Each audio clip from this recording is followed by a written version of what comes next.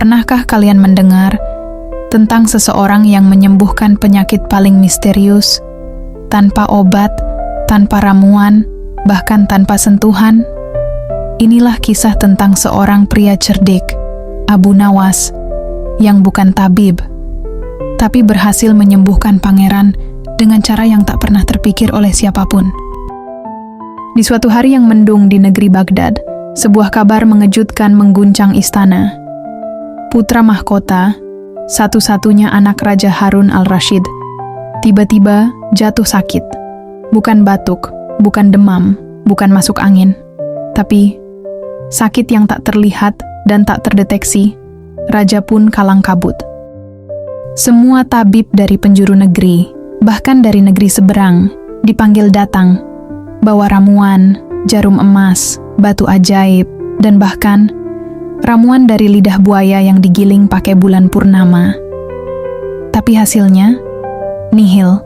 Sang pangeran tetap terbaring lemah, pucat, lesu, tanpa semangat hidup. Akhirnya, dalam keputusasaan, Raja mengadakan sayembara. Hadiah menggiurkan. Siapapun yang bisa menyembuhkan pangeran akan diberi emas, kehormatan, dan mungkin satu istana kecil di pinggir kota. Berbondong-bondong orang datang, ada yang membawa telur naga palsu, ada yang menyanyi di telinga pangeran, bahkan ada yang ngajak pangeran main ular tangga. Tapi hasilnya, nihil, nihil, dan nihil. Sampai datanglah seorang pria aneh dengan jubah coklat kumal, sendal satu putus, dan senyum lebar penuh percaya diri. Namanya, ya, siapa lagi kalau bukan Abu Nawas.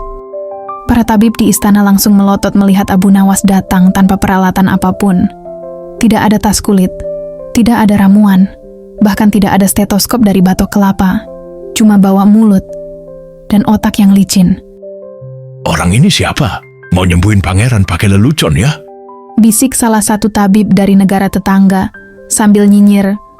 Tapi Raja Harun al-Rashid, yang kenal betul kecerdikan Abu Nawas, justru mempersilakannya masuk ke kamar sang pangeran. Abu Nawas duduk di sisi pangeran. Tatapan mereka saling bertemu.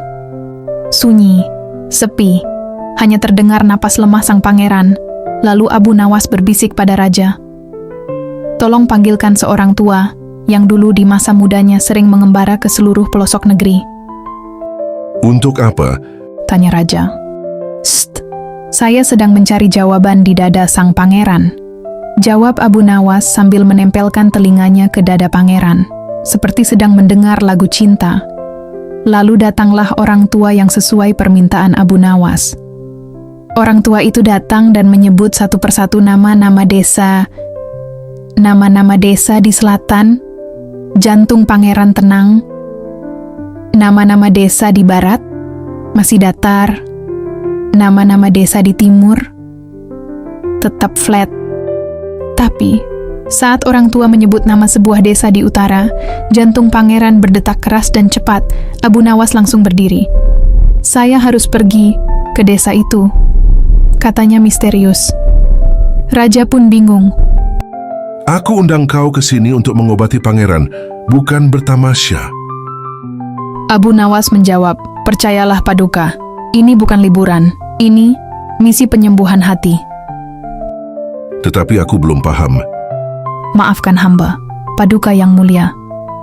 Kurang bijaksana rasanya bila hamba jelaskan sekarang," kata Abu Nawas. 2 hari berlalu.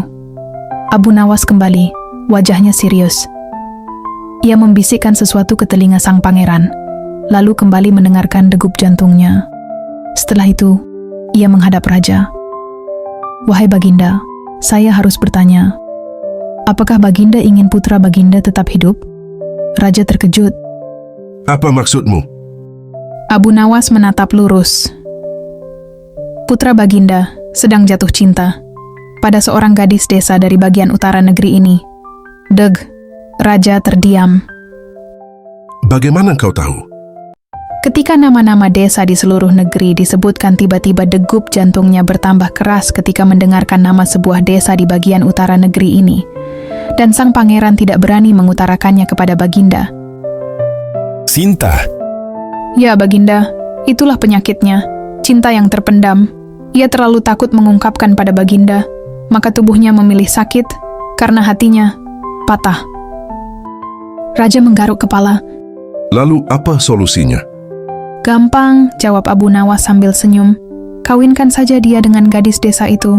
Kalau tidak, bagaimana? tawar raja ragu-ragu. Jantungnya akan berhenti berdetak karena putus cinta. Cinta itu buta. Bila kita tidak berusaha mengobati kebutaannya, maka ia akan mati. Jawab Abu Nawas. Rupanya saran Abu Nawas tidak bisa ditolak. Sang pangeran adalah putra satu-satunya yang merupakan pewaris tunggal kerajaan. Akhirnya, sang raja luluh. Abu Nawas benar. Begitu mendengar persetujuan sang raja, sang pangeran berangsur-angsur pulih. Pernikahan diadakan. Pangeran pun pulih seperti sedia kala, bahkan lebih sehat karena semangat cintanya berkobar.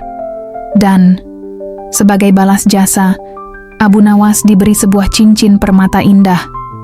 Tapi ia malah berkata, "Boleh saya tukar saja dengan sebungkus kurma dan teh hangat? Lebih bisa dinikmati." Kadang, penyakit paling berat bukan terletak di tubuh, tapi di hati yang diam-diam mencintai namun tak bisa bicara. Dan penyembuh terbaik bukan selalu tabib hebat, tapi orang yang mampu mendengar suara hati.